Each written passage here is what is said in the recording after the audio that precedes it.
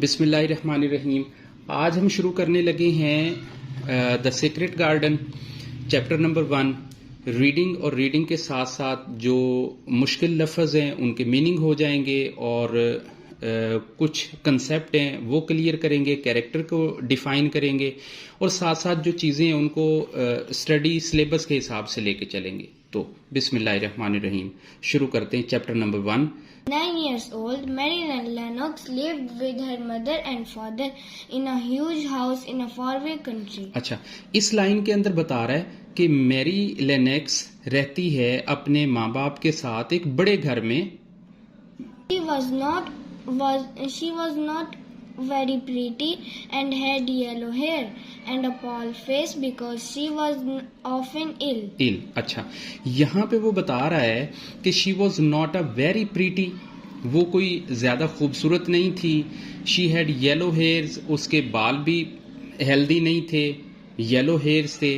पाल face था, मतलब थोड़ी वीकनेस थी। बिकॉज शी वॉज ऑफन इल, अक्सर व बेशतर वो बीमार रहती थी। यानी इस पहले पैराग्राफ के अंदर बेसिकली उसका कैरेक्टर बताया जा रहा है कि हमने जिस कैरेक्टर को पढ़ना है, जिसके ऊपर पूरा नॉवल डिस्कस करना है, हम उस कैरेक्टर के बारे में जान ले कि उसका बिहेवियर कैसा है, उसकी फिजिकल अपीयरेंस कैसी है, ताकि हम उसके बारे में जान सकें और उसे पढ़ सकें। हमारे जहन में बेसिकली राइटर जो है वो एक इमेज ड्रॉ करना चाह रहा है मेरी लेनॉक्स का कि वो ऐसी है। नेक्स्ट पढ़ें। She was only a child, but her parents didn't have a lot of time for her. हाँ, वो मतलब थी तो वो अकेली थी, इकलौती थी, लेकिन उसके पेरेंट्स के पास ना टाइम नहीं होता था ज़्यादातर उसे देने के लिए। The servants looked after her and did everything for her.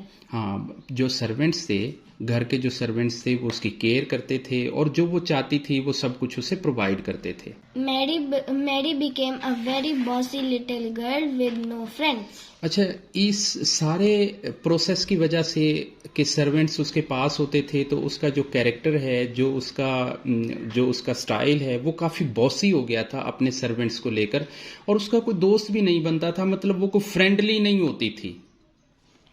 Then one day a tribal disease killed Mary's parents and most of the servants in the house. अच्छा, एक टेरेबल डिजीज आई, एक खौफनाक बीमारी आई जिसमें उसके पेरेंट्स भी और काफ़ी सारे उसके सर्वेंट्स, उनकी डेथ हो गई। अब हुआ ये कि इस टेरेबल डिजीज की वजह से एक तो वो घर में उसका कोई दोस्त नहीं था, दूसरा सर्वेंट्स की भी डेथ हो गई थी, उसके पेरेंट्स की भी डेथ हो गई थी। तो रेस्ट ऑफ द जो सर्वेंट्स हैं रेन अवे एट नाइट, और जो बाकी बच्चे मुलाजिम थे वो भी रात को भाग गए। एवरीबॉडी फॉरगॉट, सभी भूल गए about the little miss Mary, कि मिस मैरी, छोटी मिस मैरी का क्या बनेगा, यानी सब भूल गए।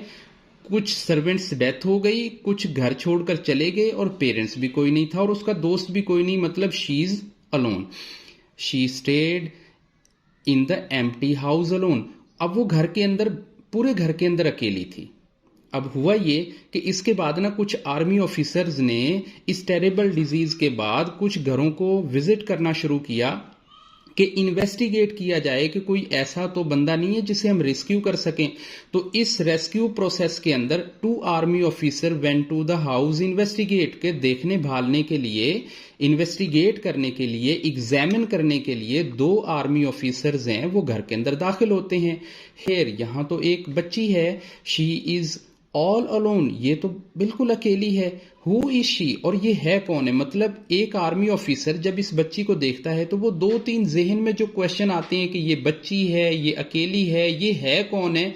An army officer cried out, और वो जो आर्मी ऑफिसर है वो चिल्लाना शुरू कर देता है when he saw the girl, जब वो लड़की को देखता है। My name is Mary Lennox, answered the girl angrily. Where is everybody?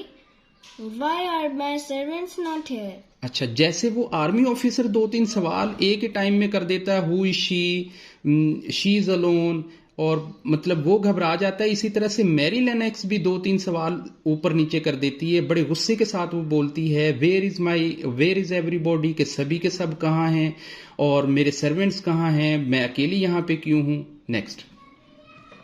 Poor little kid, everybody has left. said the officer. What are we going to do about her? अच्छा, यहाँ तक ही। अब जो आर्मी ऑफिसर है वो उसे जवाब देता है, उसे रिलैक्स करने के लिए कि मेरी प्यारी बच्ची, सब के सब चले गए हैं। वो जवाब देता है कि अब हम इसका करें क्या। जब ये जवाब उसे रिलैक्स कर देता है तो आर्मी ऑफिसर दूसरे से बोलता है कि अब हम इसका क्या करें। अच्छा, पढ़ें। She hasn't got anyone here, said the officer. But I have heard of an uncle in Yorkshire. Maybe she can go there. अच्छा, हो सकता है कि मुझे लगता है मे बी शायद कि इसके यॉर्कशायर के अंदर अंकल रहते हैं, इनको उनके पास मैंने सुना है उनको इसके पास ना शिफ्ट कर देते हैं। अच्छा, अब हमने ऑलमोस्ट चैप्टर 1 का हाफ हमने कंप्लीट किया है। अब हमने करना ये कि इसके कुछ वर्ड्स हैं मीनिंग के साथ, वो देखते हैं। इसके बाद हम कुछ ट्रू फॉल्स हैं जो इसी पैराग्राफ के अंदर से बनाने की कोशिश करते हैं, कैरेक्टर को डिफाइन करने की कोशिश करते हैं ताकि छोटी छोटी चीज़ें हम साथ साथ लेके चल सकें और हमारा कंसेप्ट इस चैप्टर 1 के लिए पूरा होता जाए, ताकि जब हम चैप्टर 1 के बाद चैप्टर 2 पढ़ें तो हमें उसका बैकग्राउंड, उसकी हिस्ट्री अच्छे से पता होए।